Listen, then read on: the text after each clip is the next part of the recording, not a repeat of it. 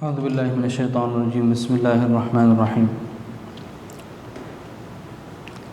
ما زاغ البصر وما طغى لقد رأى من آيات ربه الكبرى أفرأيتم اللات والعزى ومناة الثالثة الأخرى ألكم الذكر وله الأنثى تلك إذن قسمة ضيزى إن هي إلا أسماء سميتموها أنتم وآباؤكم ما أنزل الله بها من سلطان إن يتبعون إلا الظن وما تهوى الأنفس ولقد جاءهم من ربهم الهدى.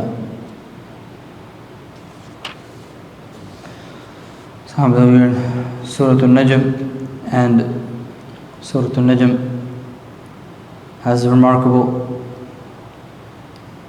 lessons related to wahi, revelation, tawheed, and different things that are opening to us. We move on to another passage. We were towards the end of the passage which discusses what the Messenger of Allah, Rasulullah sallallahu alaihi wasallam, experienced in the Mi'raj as described by Allah Ta'ala. Some of the last ayat that we did was إِذْ يَغْشَى السِّدْرَةَ مَا يَغْشَى, that behold, the lote tree became suffused with that which suffused it. Something covered the Sidratul Muntaha, something surrounded it. Right?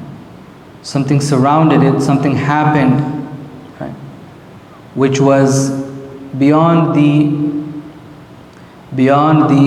capacity of any being to capacitate what was happening. There was doors of knowledge opened, Babul Ilm, there was doors of knowledge opened to the Messenger of Allah that was not open for anyone else at that time. And Allah Ta'ala said at that moment that مَا زَاغَ الْبَصَرُ وَمَا طَغَى, that the eye did not hinder away. The Prophet's sight did not waver. لَقَدْ رَأَى مِنْ آيَاتِ رَبِّهِ الْكُبْرَى. It was then that he beheld some of the greatest signs of his Lord. And the scholars of tafsir then, they go into detail perhaps of what could have been the greatest sign. Because the linguistic point over here is that this isn't just great signs, but the greatest sign. Ayatin al-Kubara. So what are these? The greatest signs. And so many of the scholars that assumed it was seeing Jibreel alayhi salatu wasalam in his original form, they differ with that. Right? Because the Messenger of Allah sallallahu alaihi wasallam, at the time of the Mi'raj, that was not the first time that it happened. And some said that it is the sight of the Sidratul Muntaha and the knowledge that Allah Ta'ala opened to the Messenger of Allah sallallahu alaihi wasallam. And others said that it was to see Allah Azza wa Jal in his meeting with Allah Azza wa Jal. And these various opinions are there. لَقَدْ رَأَى مِنْ آيَاتِ رَبِّهِ الْكُبْرَى, that the Messenger of Allah ﷺ saw the greatest signs of his Lord. Then the passage moves on. This was what we completed last week. The passage then moves on back to the earth. Right? So the passage goes from the height of the Prophet's spirituality back to speak about the conditions of the people of Makkah. So, and this is a very important path of a person's path of spirituality, that even no matter how high up they go, they still have to come back down. Right? So the Messenger of Allah, no one after seeing the blessing of the Mi'raj would want to come back down. But the Messenger of Allah had a job, which was to propagate. So Allah Ta'ala says, أَفَرَأَيْتُمُ الْلَاتَ وَالْعُزَّى. So right after the passage of the Mi'raj, Allah Ta'ala says, have you seen then, O idolaters, the mere stones you worship, the female idols, al-Lat and al-Uzza. Now it's almost as if there's a challenge here for the disbelievers, because they're challenging before أَفَتُمَارُونَهُ عَلَى مَا يَرَى. They're challenging the Messenger of Allah ﷺ on what he saw in the Mi'raj. But Allah Ta'ala in turn is challenging them that do you even see what you worship? Do you even see what you're doing? Right? Before you're challenging the Messenger of Allah ﷺ of what he saw, are you even opening your eyes first to see what you're doing? Meaning how ridiculous your worship is for idols, right? And how you are assigning these powers to these idols. Now before going into exactly what these idols were, it's important to understand why did they do idolatry. Sometimes we think it's because they were very behind. At that time people were just, their minds were very different. But in reality, the reality to that idolatry has not changed much. So why did they do idolatry? How did they fall into idolatry? The scholars mention two various ways. One being that when people saw pious and righteous people after the Anbiya and after those that followed them, and they saw that these pious and righteous people, they signified something, they could signify some sort of blessing, signified some sort of gain, something they could take, right? That these pious people could perhaps grant us something.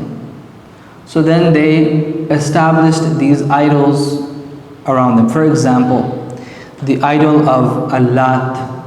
One of the historical understandings that it comes from a person that used to give, this person used to give to the Hujjaj. Right? He used to give to the Hujjaj, and then one day he died between a mountain, and so then they carved from that mountain a stone, and so they started worshipping it. So why did they do that though? Why did they worship the idol? It's because they thought they could get something from it. That this idol was an intermediary between them and the actual power, the actual Lord, so they couldn't get something from it. Now, any need that they had, the need of water, let's make an idol for it. The need of this, let's make an idol for it. The need of that, let's make an idol for it. So their deen became the deen of their desires. Why? Because whatever they needed, they had an idol for it. Whatever they wanted, they had an idol for it. This is why the Messenger of Allah said that the greatest idol, the worst idol, ma'ubida, there isn't an idol worse that has been worshipped than hawa, than one's desire. So the background of these idols were that you need water. Okay, so the idol is the idol of water, right? You need this water, so you go to the idol of water and you'll get water. Now, when people found ways to get those things without the help of idols, then the idols lost their place in society. So you have faucets, you have these different things, right? And people think, and we think, that we can quench our thirst from the water, for example, the cold water, right? Which is also, this is when you're attributing the ability to cause things to ghayrullah, this is also against Tawheed, right? So when I say that the water can quench my thirst, I'm attributing the ability to quench my thirst to the water. And in Tawheed, we believe that a sabab, a cause, can only happen bi-idhnillah, by the permission of Allah, by the will of Allah. So unless Allah wills, the fire cannot burn. Unless Allah wills, the water cannot quench. However, when a person's desire becomes so intense, then they forget the Lord. That's the point. So the deen became the deen of consumerism. What is deen supposed to be? Deen is supposed to be what the Lord, what Rabb demands from you, not what you demand from Rabb. But when now demands of the abd are before the demands of the Rabb, then it's what can I get? Right? This is why this type of mindset, when it comes to into the deen, it's also bad. Right? So this is why the scholars, for example, they say that when you give sadaqah, you're not supposed to give it with the expectation that you'll get something back. You're supposed to give it that you're sacrificing wealth and that you want Allah's pleasure. There's promises that Allah Ta'ala will give you double. There are promises.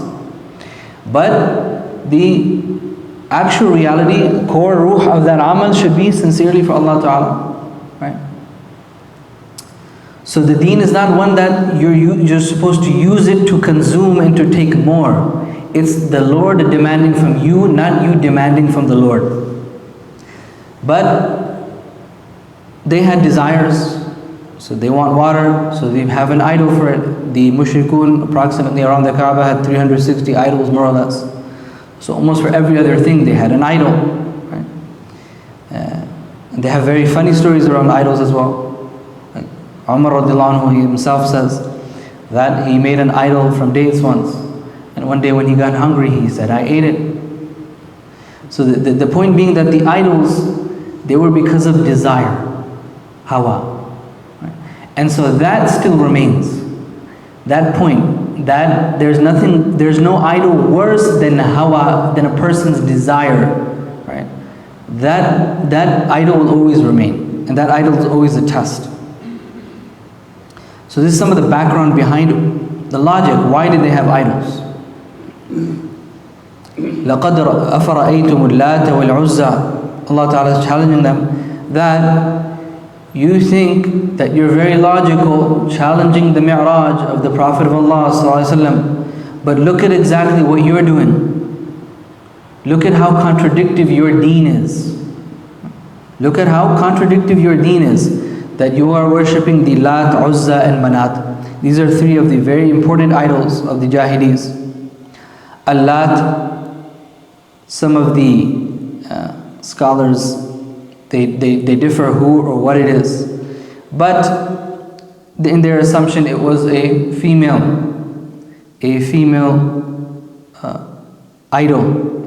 And Lat was in Makkah, Uzza was in Ta'if, and Manat was in Yathrib at the time, Medina Munawwara. Right? This is why Allah Ta'ala says, Manat al-Thalithat al-Ukhra, the one which is away, the other one. So al-Lat was before Uzza. al-Lat and Manat were both before Uzza. Right? And al-Lat, the history behind it are various things. One of the things I mentioned, which was that the story they had of a person who used to give, right? Kana yalittu. He used to give the sawiq, he used to give whatever food and stuff for the Hujjaj, and then when he died, they said he died in this mountain, so they carved a rock from it and they started worshipping it. Uzza and Manat have similar stories as well. Uzza and Manat have similar stories behind it as well. So then Allah Ta'ala says, وَمَنَاتَ have you seen al-Lat wal-Uzza وَمَنَاتَ الثَّالِثَةُ الْأُخْرَى and Manat, the third one as well. أَلَكُمُ الذَّكَرُ وَلَهُ الْأُنْثَى.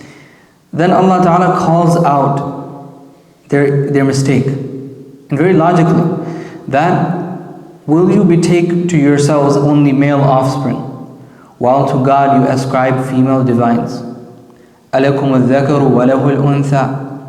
That you ascribe to yourself that you have the males, and to Allah belongs the females. As they used to say regarding the angels, that they're banatullah, that the angels are like the daughters of the Lord.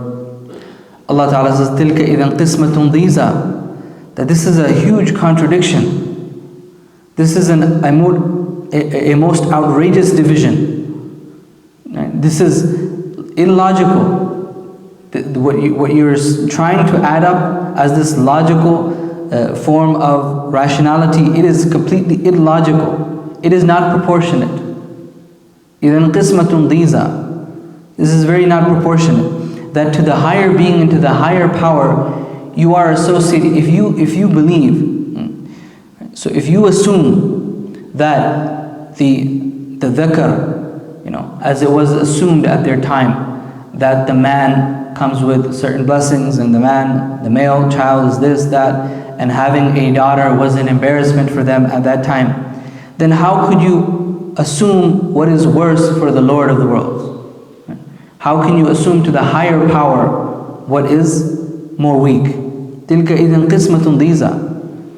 Look at you're trying to call out the contradictions of the Mi'raj, the contradictions of the belief of the Sahaba. Look at the contradictions in your own belief. إِنْ هِيَ إِلَّا أَسْمَاءٌ سَمَّيْتُمُوهَا. This is a very powerful explanation to what Allah Ta'ala is explaining regarding this phenomenon, this matter. That in hiya illa asma'un samaytumuha. Indeed, these idols are nothing but mere names. Asma'un samaytumuha. These idols are nothing but mere names. You have named. Antum wa aba'ukum, you and your forefathers. Ma anzalallahu biha min sultan. Allah has not sent down any authority for them. The translator here, he puts a little bracket, that Allah has not sent down any authority for them, and then in brackets he says, in His revelation. And that's a good tafsir. So this ayah can be expanded to many levels. But firstly being, that this is just a convention, a mere convention, that you take these names, you assign them to things, and then you assume that by giving it this name, that it becomes real. Right? Nothing is real except in the way that Allah Ta'ala makes it to be. Besides that, you can assign any name to anything. It will not make it that thing. Right? A new issue we're facing in our time. People will... A man assigns the name of female to him, female assigns male to him. Will that change them? No, it will not change them. The reality of things are as Allah Ta'ala has made them. The reality of your idolatry is just a naming game. There is no reality to it. It's just asma. You guys give them names. Your forefathers left them with names. But Allah Ta'ala has left no reality for it. Ma anzalallahu biha min sultan. There is no reality for this. Now this is why in anything, in knowledge, when seeking knowledge, and when attributing knowledge to the world around us, what do we need? We need sultan from Allah. We need a reason from Allah to do so. Right? So this is very unique and very powerful. And this is why I said, what the translator says over here in his revelation, that you need revelation in order to understand anything. In order to understand the world, you need revelation. The Quran tells you, go look at the skies, go look at the earth. Before, the religions before, even the idolaters, it was close your eyes and follow. The Quran said, yes, look, open your eyes, ask questions, right? Ask, think, contemplate. But there's an ethic to doing it. There's a way to doing it, right? So whether it's the study of the world, the study of anything, there's a way to doing it. This is why someone can study the world and they can become not only be Muslim, but this can make them closer to Allah. If you study the insan from a medical, at that time, for example, Imam Ghazali rahimahullah has written books on the hikmah of different body parts that Allah Ta'ala made. If you study The way Imam Ghazali rahimahullah talks about the body parts, he will make you closer to Allah. But then there's a way you can study it today, right? And that can take you to atheism. It's all about what is in line with revelation, what is guided by wahi. This is why we need wahi in everything. We need to include wahi in everything, in every study. If as Muslims we're not going to include wahi to our science, to our math even. You'd think, what does wahi have to do with math? The mathematicians of Islam, they had many examples. If Muslims will not include wahi in every single field, it's just going to be asma'un samaytumuha, names you give to things. There's no stability to it. There's no foundation for it. The foundation for a Muslim to understanding this world and everything, it's wahi, it's revelation. So these are just mere names. These are just conventions that you're placing in the cosmos, in the existence. You're placing to this, that this idol can do this, and that idol can do this. وَمَا تَحْوَى الْأَنفُسِ. Those who worship them follow nothing but mere conjecture. This is just out of your desires. This is just out of your إِن يَتَّبِعُونَ إِلَّا الظَّنَّ. That they do not follow except just these mere superstitions and thoughts. And وَمَا تَحْوَى الْأَنفُسِ. And what yourselves desire. So again, the backdrop, the foundation of idolatry goes back to what? Hawa nafs, desires. And that remains. So maybe you don't have an idol today in 2024, but hawa is still there. The desire of the nafs is still there. So وَمَا تَهْوَى الْأَنفُسِ. What they are doing is obeying nothing but their superstitions and the hawa of their nafs. وَلَقَدْ جَاءَهُمْ مِنْ رَبِّهِمُ الْهُدَى. Though guidance has truly come to them from their Lord. Although guidance has come to them from their Lord, they choose these other ways. And the passage inshallah continues, but we'll stop here and continue it inshallah ta'ala in the next week.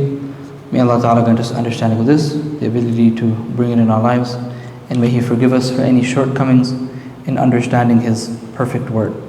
Wa akhiru da'wana alhamdulillahi rabbil alameen. Sadaqallahu al-azim. Subhanallah bihamdihi, subhanakallahumma bihamdik, nashhadu an la ilaha illa ant, nastaghfiruka Allahumma wa natubu ilayk. Jazakumullah khairan inshallah. There's breakfast for everyone in the hall. Assalamu alaikum wa rahmatullah.